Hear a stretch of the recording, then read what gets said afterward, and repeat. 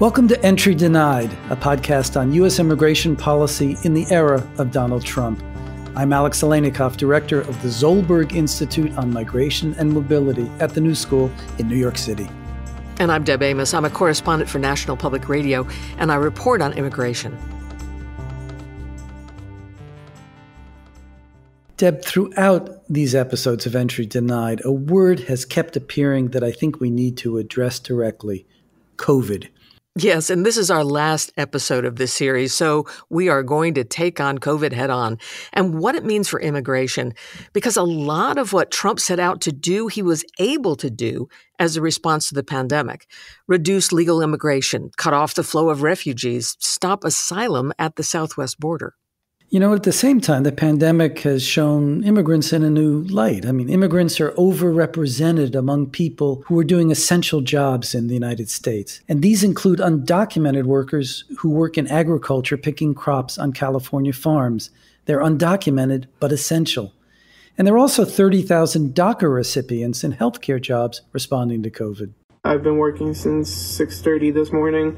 It is right now 12:30 at night. For Florida paramedic Aldo Martinez, long days and high stress are the new normal. Martinez is one of an estimated nearly 30,000 immigrant physicians, nurses, technicians, and aides who have U.S. work permits through DACA. And immigrant communities have been particularly hard hit by the virus, as we'll discuss later in this episode. But let's start with the ways in which the Trump administration has used the crisis to get to other goals. For example, we've all heard many times Donald Trump banned immigration from China in January 2020. He said it saved millions of lives. You know, Deb, that claim has been repeatedly debunked. COVID was already present in the United States at the time of the China ban. And more importantly, the ban has huge exceptions in it for U.S. citizens, green card holders, and others. And according to data from April of this year, 40,000 people have entered from China after the January ban. Now, even so, the ban remains in place for most travelers. And Trump added Iran and then Europe to the list and then Brazil. And then he went a step further. In April, Trump issued a proclamation that denied entry to any person seeking to come to the U.S. on an immigrant visa. And it didn't apply to people who already had green cards. So it basically stopped all legal immigration to the United States. We have a solemn duty to ensure these unemployed Americans regain their jobs and their livelihoods. Therefore, in order to protect American workers, I will be issuing a temporary suspension of immigration into the United States. By pausing immigration, we'll help put unemployed Americans first in line for jobs as America reopens. So important. It would be wrong and unjust for Americans laid off by the virus to be replaced with new immigrant labor flown in from abroad. It's striking that this order was justified not as a health regulation, but as an economic measure to save jobs in the United States for American workers. But it's not clear that reasoning works, and here's why. Most of the people coming to the U.S. from overseas with a green card are coming based on a family relationship, not to work. So it's hard not to see the green card ban as a way of simply limiting immigration to the United States rather than about protecting American jobs. Yeah, so let's look at all the measures on the borders. The Trump administration reached agreement with Mexico and Canada to limit movement over the border to so-called essential travelers. And that's citizens, people with green cards, students, and essential workers. You know, for example, those temporary farm workers. Now, the Canadian border still remains closed to most traffic. This is even for university students. American students who want to go study in Canada, they cannot cross the border. But the most dramatic action the administration took was regarding people who didn't qualify to enter under the agreements. If they were apprehended trying to enter the U.S. between official ports of entry, they can be picked up and basically expelled from the U.S. without any process at all. You know, this time the justification was health. And in fact, it was the CDC relying on a provision of the Public Health Service law that authorized the Border Patrol to expel people in this way. But again, something else seems to be at work because from the start, the administration has sought to stop the flow of asylum seekers over the southwest border, and they've adopted a wide range of measures. COVID became the silver bullet. The CDC order has basically closed the border with thousands of asylum seekers and hundreds of unaccompanied minors denied entry. And COVID was the silver bullet for Stephen Miller. He's the administration's point person on immigration policy. Reportedly, he'd been looking for a disease that would allow the administration to invoke the health restrictions, and these were written in the 1940s. COVID allowed him to set a policy that prevents legal immigration and asylum claims. There's much more we could talk about here about ICE operations during COVID and lawsuits that have been filed to get people released from ICE detention because of the dangers of COVID. But we want to turn to another aspect of the impact of the pandemic, the impact on immigrant communities in the United States. To explore this, we spoke with Eli Dvorkin, editorial and policy director of the Center for an Urban Future. It's a New York City think tank.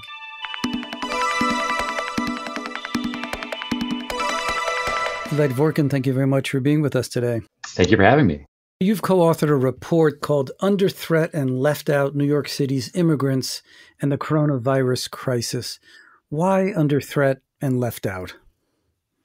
Under threat because immigrant New Yorkers have really borne the brunt of both the health impacts of this pandemic and the economic impacts. And left out because there are really no New Yorkers who are less likely to have accessed government relief so far than immigrants. You write that you interviewed 24 nonprofits that work closely with immigrant communities. The numbers that you report are staggering. Some 75% of one organization's clients have lost their job. 95% of day laborers are out of work. What does that mean to the recovery of New York, both in the short term and in the long term? Well, immigrants really make New York City work. I mean, they're about 37% of the city's population overall, but nearly half of the workforce. And these effects are absolutely pervasive across the entire city's economy. Immigrants comprise about 70% of all of the janitors and building cleaners in New York who are going to be essential for getting offices open again.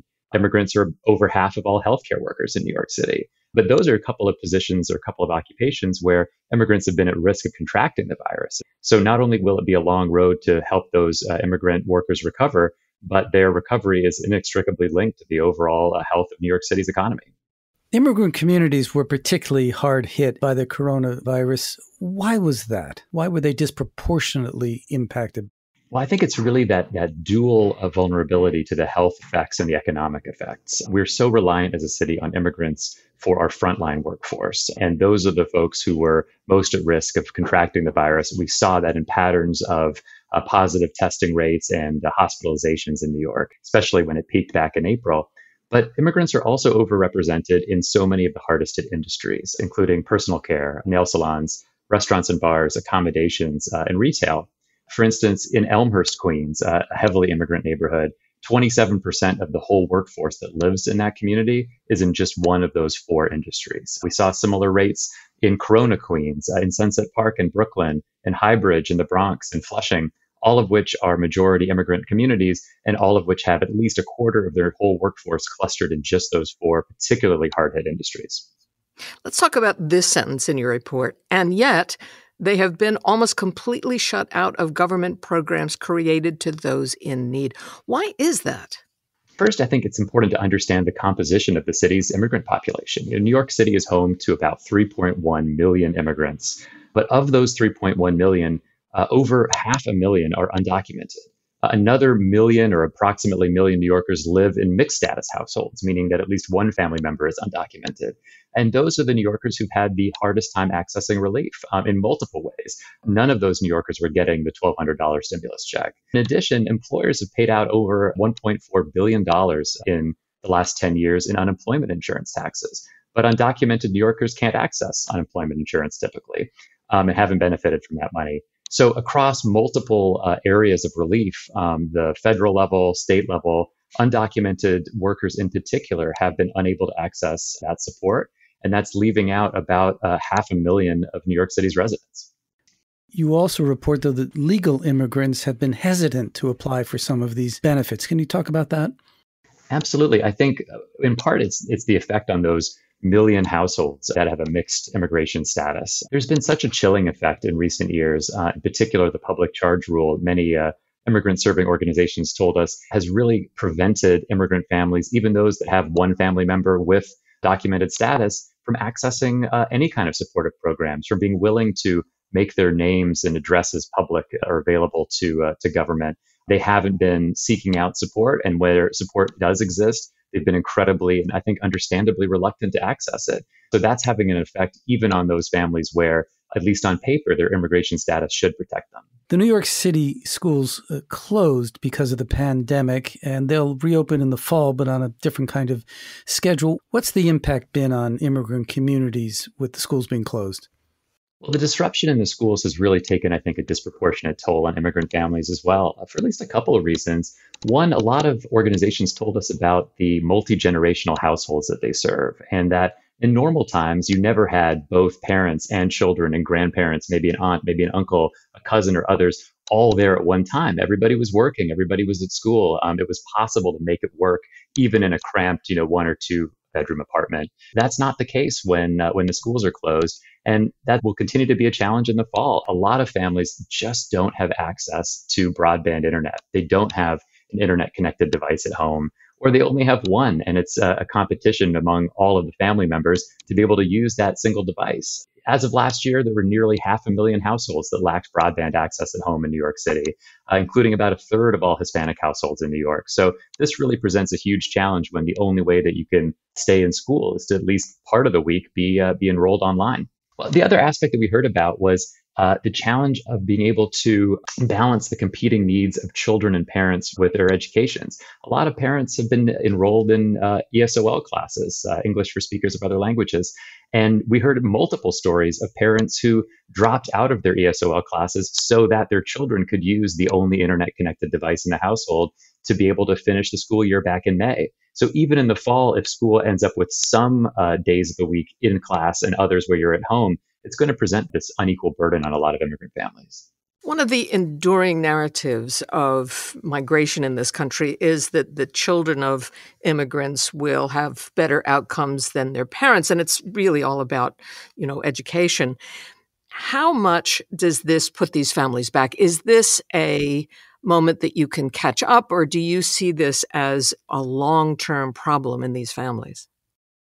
Well, for a lot of families, I think the common ground has always been resiliency, the ability to withstand all kinds of economic shocks, to travel hundreds or thousands of miles just to seek out a better life, and ultimately to put in the hard work and the determination necessary to succeed in this country. In a very real and deep way, I don't think that's going to change. I think we'll still see immigrant communities demonstrating phenomenal resiliency here in New York City. But at least in the short term, I think we're dealing with what is a potential catastrophe. Certainly, the impact in even just one generation or a micro generation of falling behind in school. We know that English language learners are far less likely, for example, to graduate from high school in New York than their peers who speak English as a first language. If you lose even one semester of progress, that could really derail your future prospects. And I think we are starting to see that already.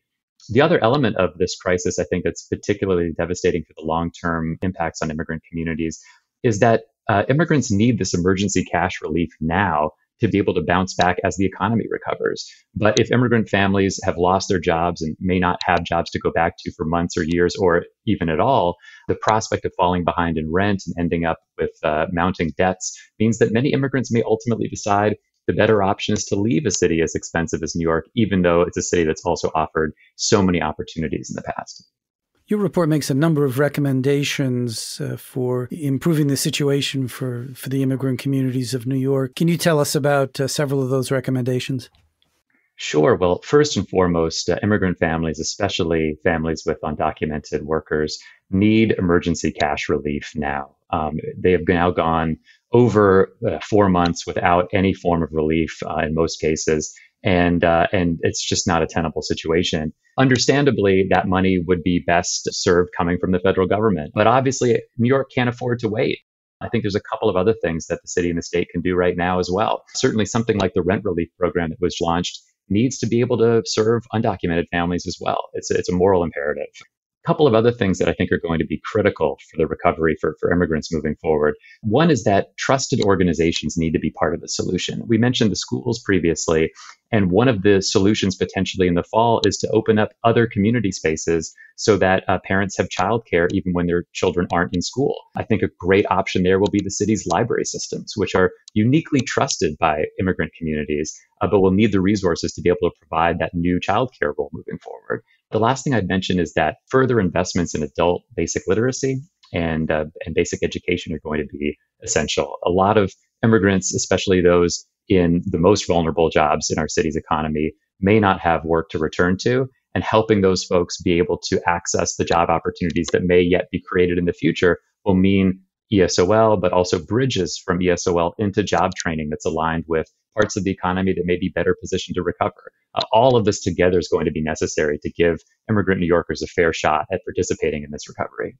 Some people might say, look, most of the impacts you're describing, the harms that are being visited on immigrant communities are a function of the undocumented status of immigrants, and that maybe federal dollars and state dollars and local dollars shouldn't be going to people who are not authorized to be in the country, but ought to be preserved for citizens and lawfully present immigrants when there's a scarcity of money and programs. What's your response to that? Well, I think it's really a myth that undocumented workers drag down the U.S. economy. On the contrary, study after study has demonstrated the immense benefits of immigrants in our workforce across the board, including undocumented immigrants. It seems pretty clear to me that we would fully harness the benefits of our undocumented workforces by creating a pathway to citizenship, bringing people into this country's political process, into this country's economic process, to be able to fully realize the benefits that undocumented workers do provide. I would also add that undocumented workers do pay taxes. They do contribute directly to this country. They, as I mentioned before, contribute through their employers to unemployment benefits that they themselves never get to reap. So in so many ways, we see that undocumented workers, along with certainly immigrant workers more broadly, not only contribute to the city's economic well-being, but they pay back far more than they take. And yet, when they really need the support to be able to get through a crisis, that helping hand is not there for them.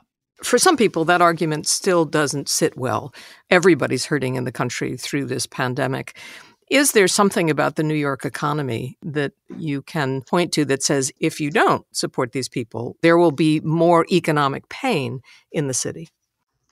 Well, absolutely. I mean, like I said, the largest category that I think is of New Yorker that's being left out right now are really these mixed status households. It's really not so simple as there are undocumented workers, there are immigrants, and these are discrete categories from one another. The reality is that for about a third of all of the immigrants in New York, their households are mixed status, and it's a complicated picture. There are children who are citizens, but parents who are not. There's a partner who's a citizen and their partner who is not.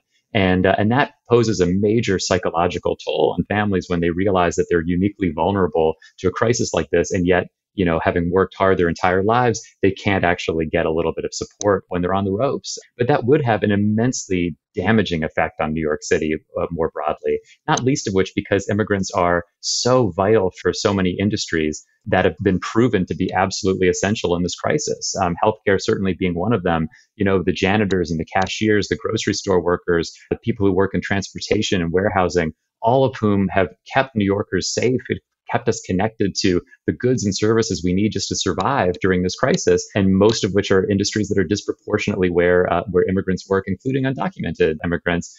And to not respect contributions that those workers have made to protect all of us, to keep us safe and to keep our economy moving in this crisis really feels like a deep moral failing.